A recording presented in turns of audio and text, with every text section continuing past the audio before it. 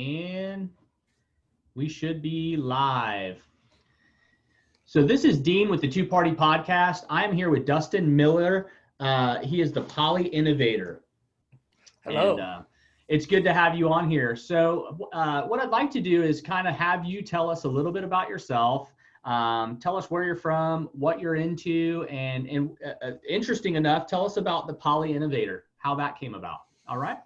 Yeah, thanks for having me on. Polyinnovator is about this idea of becoming a polymath of innovation. So my personal brand is built around that journey of becoming one. I don't consider myself one just yet because many people don't realize that polymath is someone with a deep level of knowledge in many different areas. So I figured I'd give that little definition real quick in case people didn't know what that word meant. Yep. And so what I've been talking about is my main niche at the particular point has been about polymathy and finding these multidisciplinary people. So we were talking before we started recording how we've both been doing a ton of interviews back to back.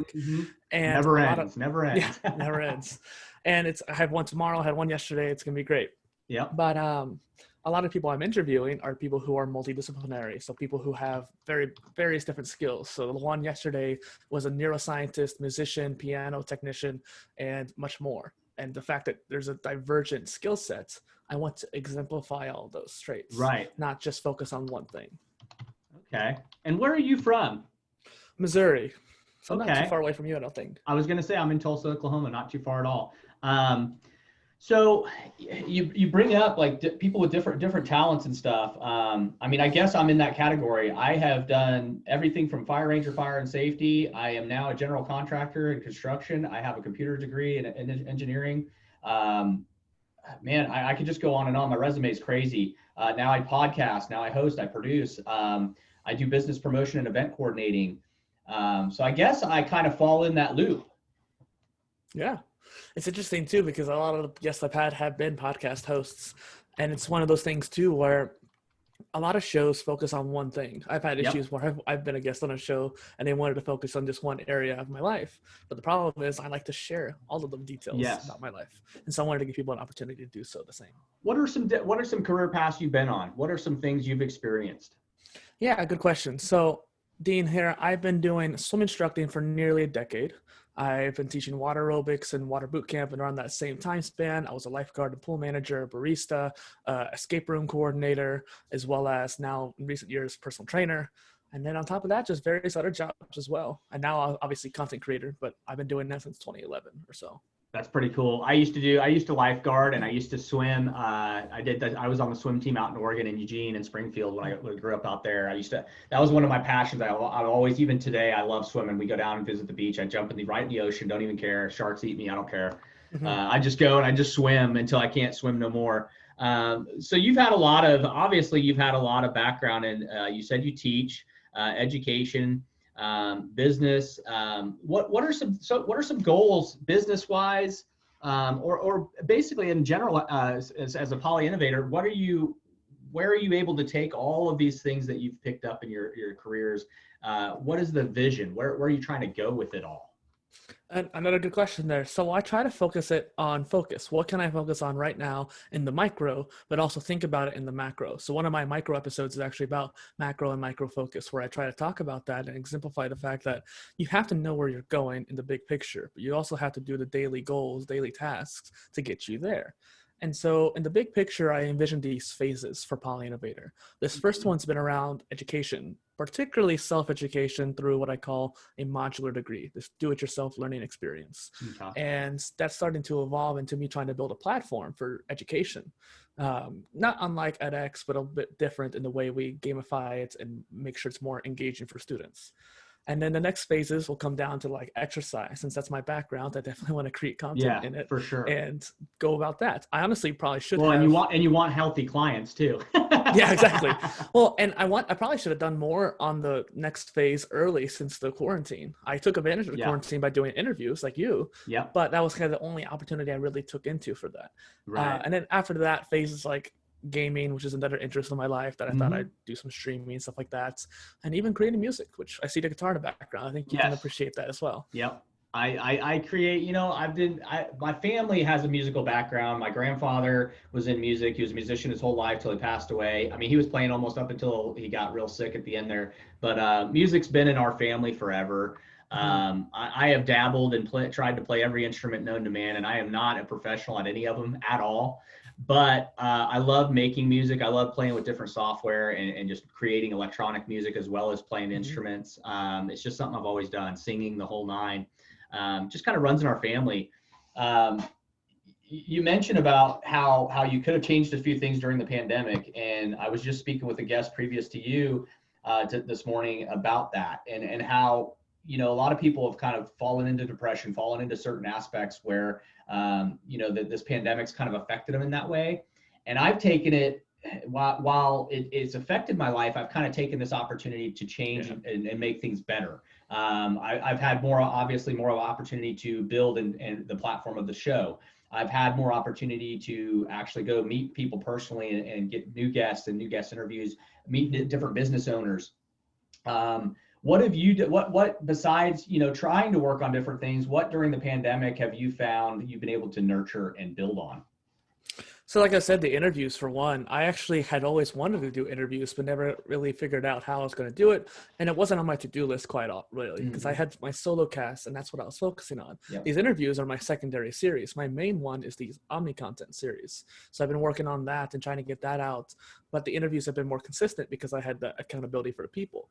So since I had that motivation from my guests, I was able to get it out more frequently, and every week now I've been sending them out. I only missed 1 week, and that was because my internet went out and I literally couldn't upload. I've been fighting internet issues here. We've had the company out here 2 or 3 times. Yeah, so you get it. And it's just, that was the only reason why I failed to send anyone out. And literally just all these different episodes, like I said to you, I've done 56 interviews, but I've only released like 26 at this point, 27. That's because I'm doing it weekly. So now I have a backlog. So I can all I have to do is worry about editing, getting it out, boom, and then focus on the other stuff that I'm doing as well. Yeah, that's kind of where I'm at now. I started releasing a lot just as I did them day by day. Sometimes I'd have 3 or 4 interviews and I'd just go, you know what, I'm going to release them today. I want these people out there. I want people to know them. And that's kind of where I'm at now is I've got a backlog, and I continue to have a backlog like we were discussing before I started recording.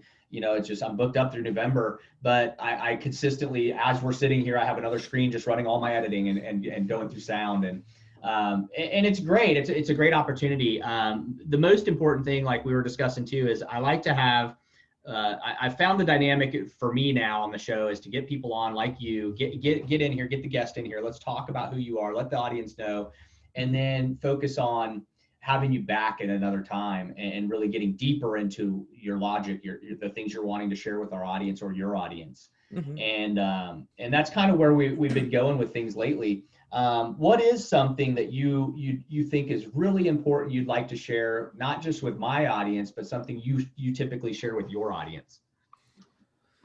So I've been working on this personal poly-innovation system based off of the Polyinnovator namesake. And what I created it for was to consolidate all the efforts that I've been working towards at this current point.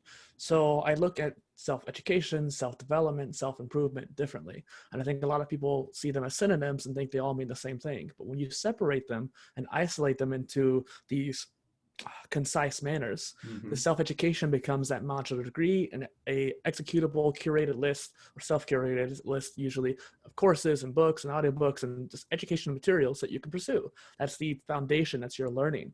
And then you have self-improvement, which are like your Atomic Habits by James Clear. There's the consistency of your habits and systems. And just for example, at the beginning of quarantine, my system for working out relied on me working at my recreation center where I teach swimming, personal training, all of that. Having access to it.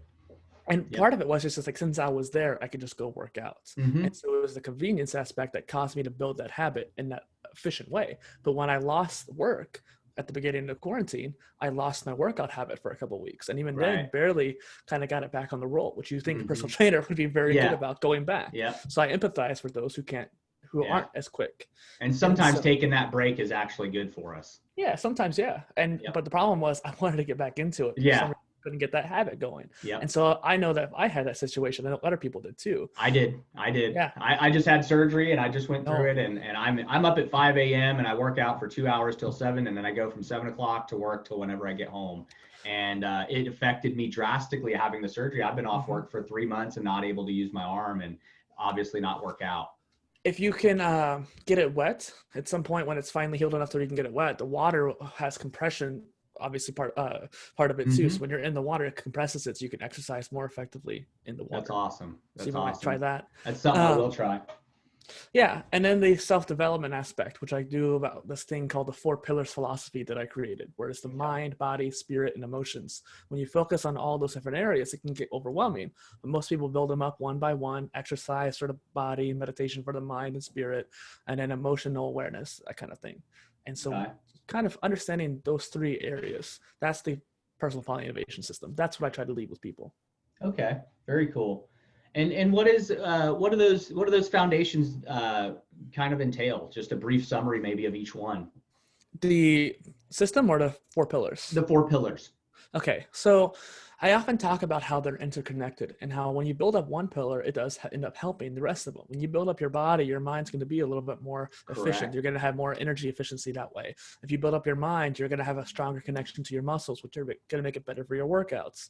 Yep. Arnold, like Arnie, he's very prolific in this area. He used to Mm-hmm. imagine the muscles mentally Yes. visualizing them moving, the cells actually actuating. That is a mind-body connection right there. Mm-hmm. Those 2 pillars being really connected.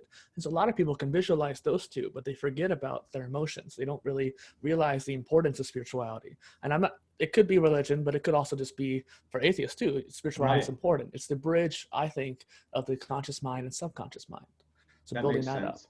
Yeah, that makes sense. And I would agree 100%. I mean, it totally coincides. If you're eating healthy, and I know this personally from training, and I know this personally from, I really started my actual weight and training about 2 years ago. And I know I wasn't, doing things really wrong. I just love food. And so previous to 2 years ago, I was probably not eating close to the diet I am now. But it definitely coincides with, since I started working out on my fitness journey, I feel better. And because I feel better, I spend more time with books. I spend more time with spending more time reading and just doing things with my mind. At the same time, I can work and focus on myself spiritually. I can look in the mirror and kind of reflect on what I want to change, what I want to see, how I want to be today. And so I know those things always, they seem to, like you just said, they grow together. If I wasn't eating right and working on my body, I probably wouldn't be mentally in the state I'm in to be able to do these other things better. Exactly. Or maybe not care about reading a book today where I could just go take a nap or something. So that definitely coincides. I can definitely see how that would be helpful to visualize it that way. Yeah. Well, and I also kind of like to think of it as a spiral. So what you said there, when one goes up, they all go up. It's kind of like an upward spiral. Problem is when one goes down, the other ones could go down too. So it's almost like a diamond in a way where part of it goes up, part of it goes down. You want to make sure that you don't go down too far and build yourself back up. Keeping a healthy balance, I guess, huh? Yes. It's a constant process. It sucks, but it's life. What are some things that you would tell, just from past experience, what are some things maybe you struggled with that maybe you could share with our audience that you overcame and you found just a unique way to overcome a struggle you've been through?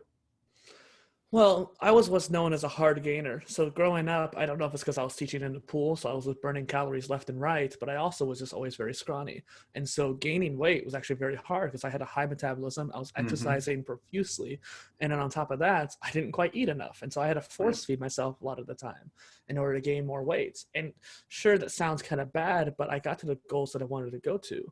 I got from 150 now to now I'm 180. Right. And mostly muscle. Granted, quarantine changed my diet a little bit. I'm sitting at 205 right now, and I can't. I've tried to get back down, and I can't. I'm just stuck at 200, 205. But it was funny because like whenever I would raise up my arms, people would see very skinny and they wouldn't see the muscles. But over time, they would start to see like, hey, you actually have it there. Throughout that whole time, if I flexed, sure, you could see the muscle. People would be like, whoa, okay. But now that people can see it more, that aesthetics makes me feel better. It gives me more confidence. And then more importantly, I can do more things. I can do monkey bars if I need to. I can climb out of a cage if I had to or something like that. Right. Yeah, it's and I growing up, I was always skinny. I was always a real scrawny kid myself. And it wasn't until, I met my wife, and then she introduced me to Brahms ice cream. And somehow that just made me blow up eating ice cream, nonstop. We'd watch a movie, I'd get some ice cream, and so I slowly went from like 185 to 200 and then 210. And I reached a point, like I said, about 2 years ago where I was like 210. I started just feeling really, my joints and everything was kind of aching. And I knew I was just carrying more weight than I was ever used to. And I was like, it's either if I keep going down this road, I end up 230, 250. And then you end up one of these guys that's like so big and you're wondering how you got to this point. So I was like, enough's enough. And I started just really training hard, changed my diet, exercising daily, doing my same 2-hour workouts. I just don't get a good workout. You know, a lot of people are like, I'm going to go to the gym. They'll go for a half hour, an hour. I don't even get a pump on until I'm like 2 hours in. And then I beat myself up. But then when I shower, I get ready, I go to work. I'm from 7 o'clock on doing construction. I'm a general contractor. And one day I could be swinging a sledgehammer or just demoing something, or the next day it could be something simple. But I find even with the 2-hour wearing my body out, working each muscle group throughout the week, and then still going to work for 8-12 hours a day, I feel better. It makes me feel better after working those muscle groups, going to work, and even if I have to work them again at work. So it's interesting you say that 2 hours is your time span. Usually that might mean we need to change something up. Not that I'm saying anything you're doing is wrong, don't like that, but this is the way my brain works. Like, okay, let's see what we can do. Yeah. And so one thing I talk about a lot to all my students is these 3 variables of exercise. And that's one thing I plan to talk about in that next phase is these 3 variables. When you work out, you only change 1 at a time. And then maybe once a month, you'll change 2 at a time, but that's kind of risky if you don't know what you're doing. But these 3 variables are as simple as speed, intensity, and volume. So I see a lot of people sticking to one and then not really changing from that. And so because of that, they get stagnant and they don't make as much progress. For example, people do heavyweight, low reps. But when those heavyweight people start to do lightweight, they're like, oh, this is too easy. But they stop at the same amount of reps. If they double, triple the amount of reps they normally do, they'll feel that pump much quicker because it's like, oh man, that hurts. And I've seen it firsthand. And then it's the same thing, vice versa. I was always lightweight, high reps. And then I went the other way around because I knew that's like, hey, screw that. You need to change it up. Go get heavier weights. Sometimes you got to just shock those muscles into realizing what's going on. I do a lot of, obviously coming off surgery now, I just started back this week. So I'm doing all ligament and skeletal muscle workout. So I'm doing all tendon and just tightening things back up like I'm supposed to.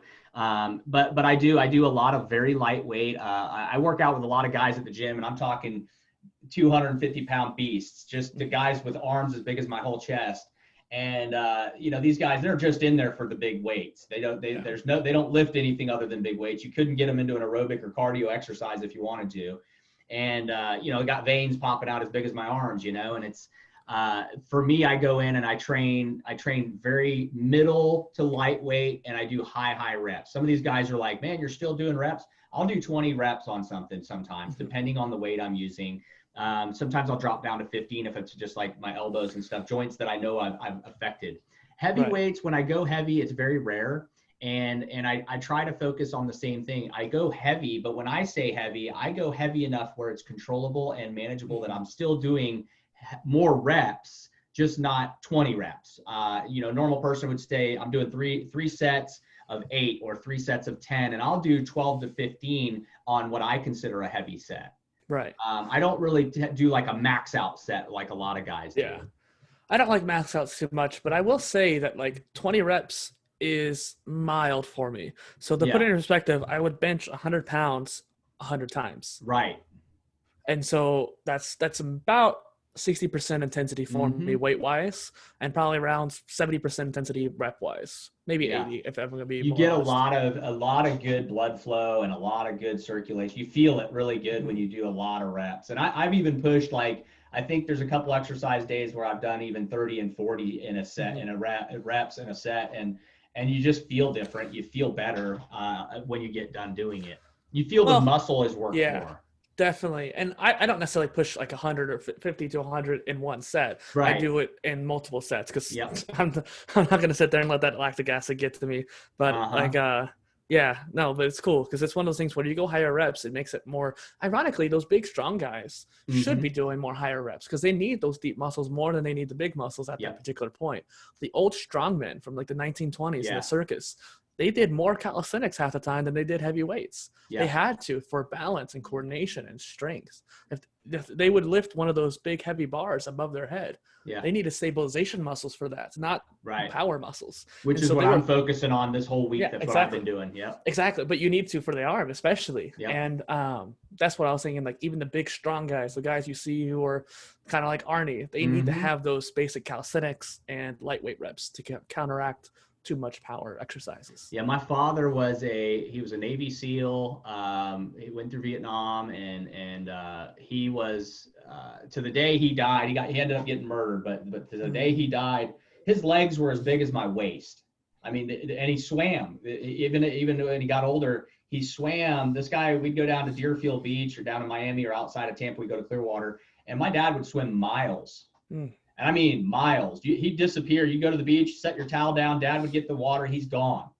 And he'd swim the whole entire beach line, and he'd swim all the way back. And then he'd just show up after an hour or so. But that guy's legs were so big. But my dad was a firm believer. When I was a teenager, I was training and growing up, going through martial arts and different stuff I trained in.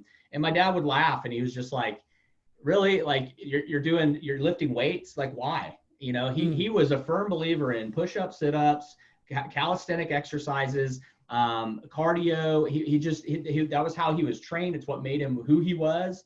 And he was like, he did not believe in, if you would never catch him lifting a weight. That was just his thing. Like if you lifted weights, you were an idiot. And I was always like, well, you can look at different things, Dad. And he was an old school guy. So he was set in his ways, it was just, this is how it is. Yeah. This is what worked for me. But man, he, that guy could sit there. My dad could sit there and do, 100 push-ups without even breaking a sweat.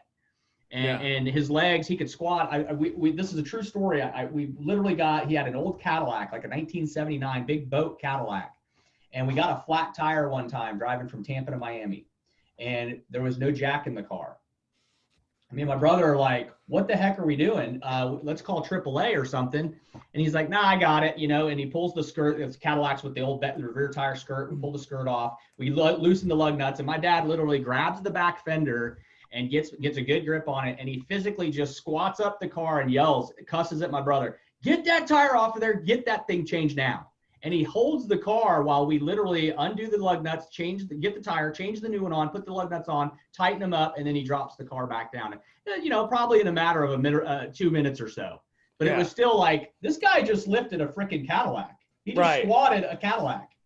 And while it wasn't off the ground, it was just still something where even to this day, like I could go try it on a car and I'm not getting the same effect that man did. It's amazing how strong you can be without doing certain things. And the calisthenics definitely help with the overall, to me, it helps you prevent injury when you're getting those skeletal muscles and all those really in good shape. You see these bigger guys and you see them with a lot out of the gym, a lot with injuries.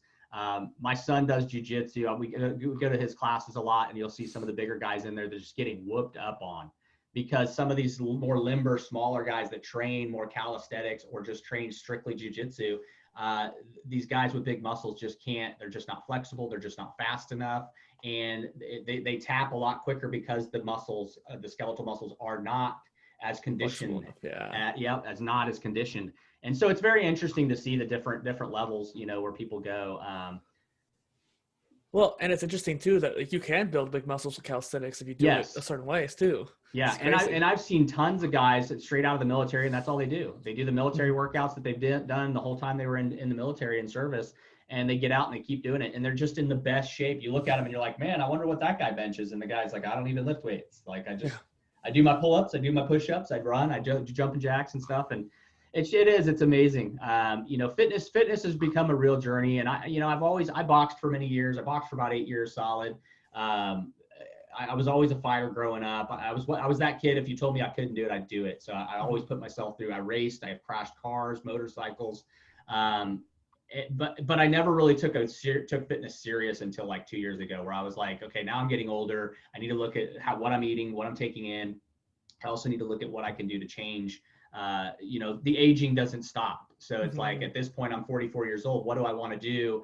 Do I want to just be heavy, obese and just kind of dying? Or do I want to actually die with some dignity and be in shape at the same time?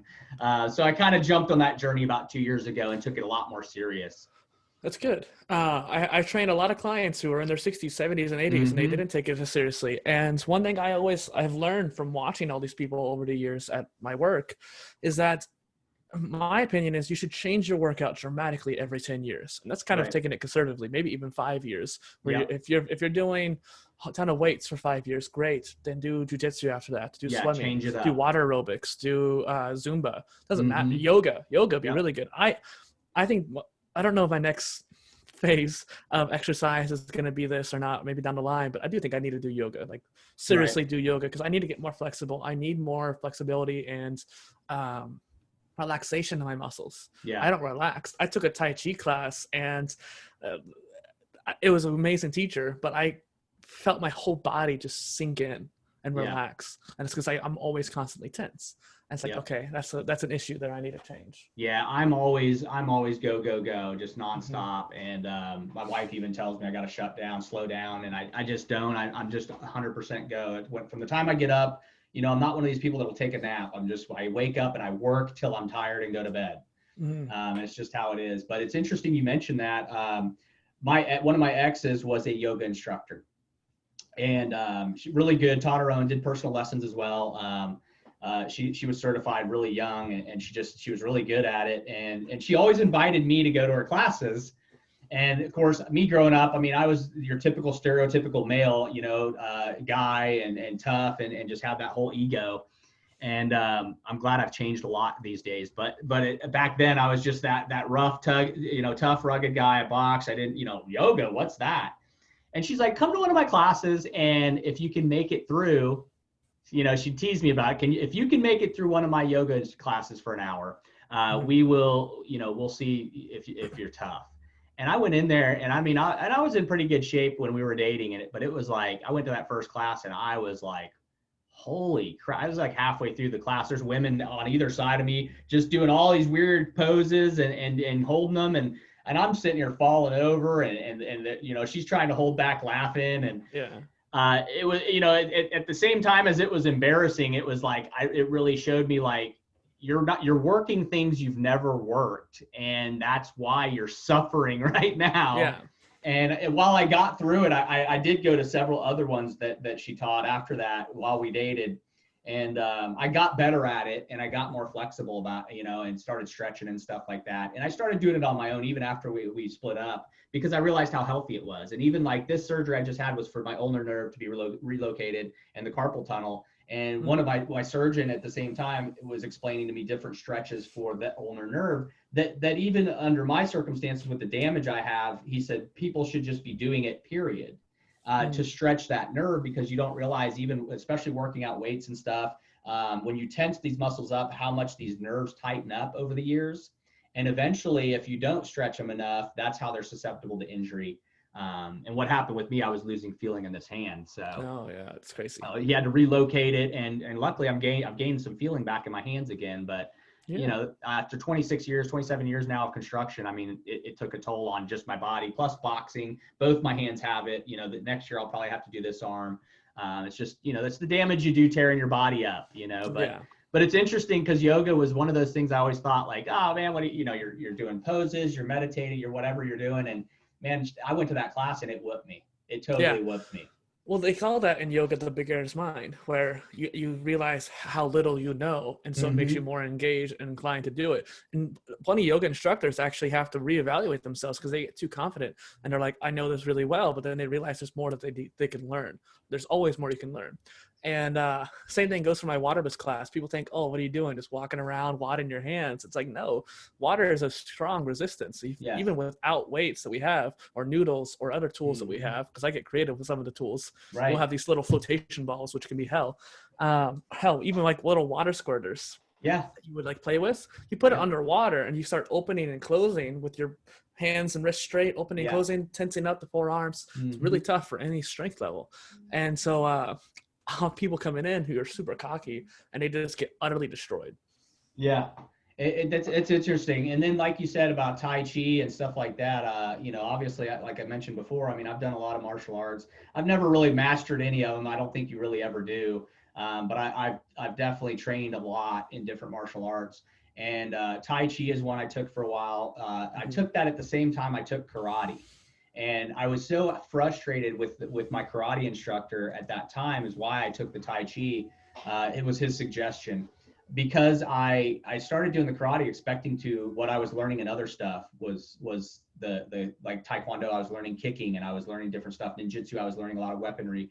And what I found was that I was not learning to fight. And that's what I was like, I'm going to go do karate. I'm going to be badass. I'm going to learn to kick. I'm going to learn that art. And I got in there, and it was breathing. And it was, the first thing they started teaching us is breathing, how to breathe in general, and then how to breathe when you're in a confrontational situation, when you're fighting, where you're breathing to take an impact and breathing when you're being on an offensive. And I got, we did that for like the first couple of weeks, and I was just like, I hated the guy. And I finally went to him after a class, and I said, dude, when are we going to punch something? When are we going to kick something? When are we going to, what are we doing here? And he's like, well, first you got to learn how to breathe in order to do the techniques properly. He goes, I would recommend you do a Tai Chi class. And I'm like, why? If I'm going to learn breathing here, he said, because you need to learn patience. And that's when I started taking that Tai Chi class, and it not only helped me with breathing and flexibility and stretching and movement, but I did actually pick up some patience. And I was young. I've never, patience was not my thing when I was young. So it was cool that I went and took it, and I learned what the guy, he was wanting me to learn some patience, and I really did.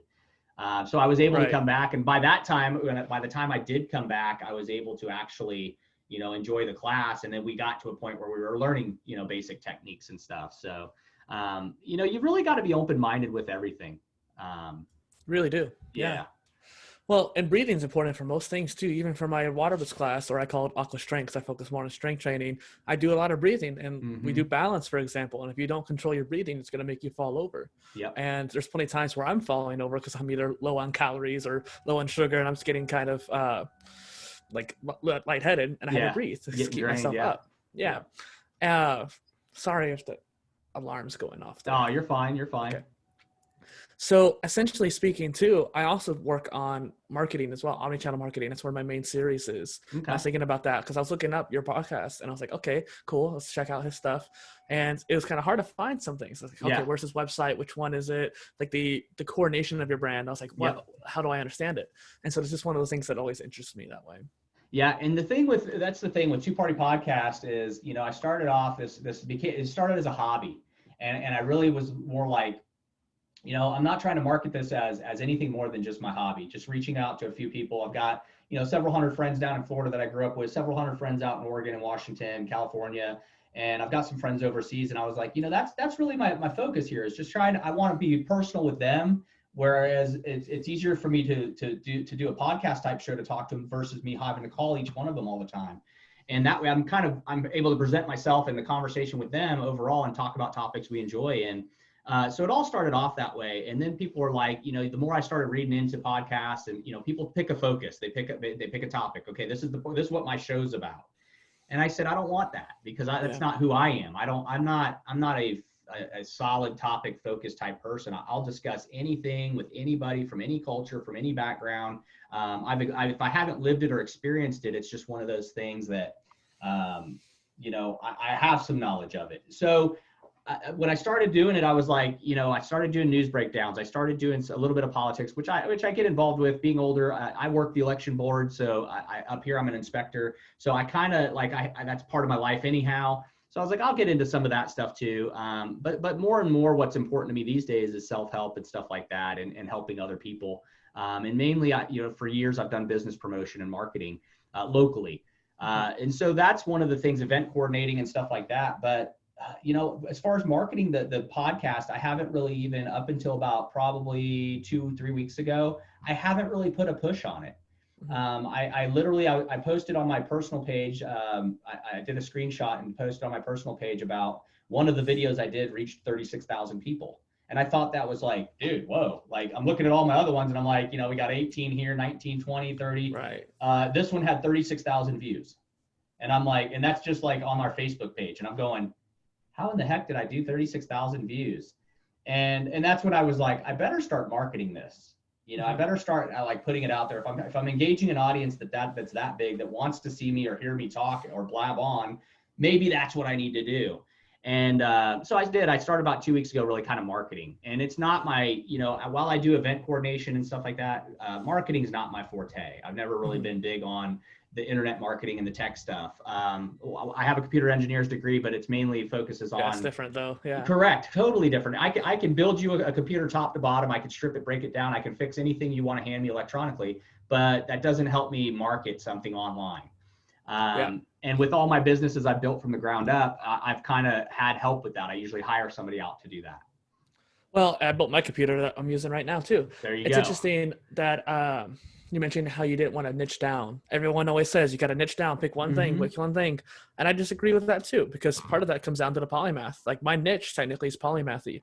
And that's because I settled to have that niche so people could be like, okay, fine, he's about polymathy.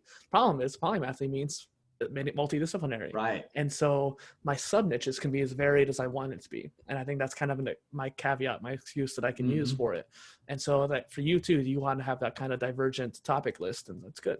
Yeah, and the other thing is I enjoy good talk. I enjoy good discussion, and I like engaging and building relationships with other people. So that's why I didn't want to limit myself. I want to be able to have somebody, like you on here that's got the intelligence and the savvy in your fields and in business and technology and all the things you do. But I also want to have even somebody who maybe is just a guy I meet at the fast food joint, who I want to say, hey, I have a podcast show. You want to be on it? And him just come on and tell his story. And he may not have a talent. His talent may just be, he goes to work 9 to 5. But that's why I wanted it like that. And I also did the dynamic of the show really mainly to be unfiltered. So I don't want somebody to come on and be like, I've got to watch my language, or I've got to watch this, or I want them to be able to come on and be themselves. Because I like my audience to hear how people are personally.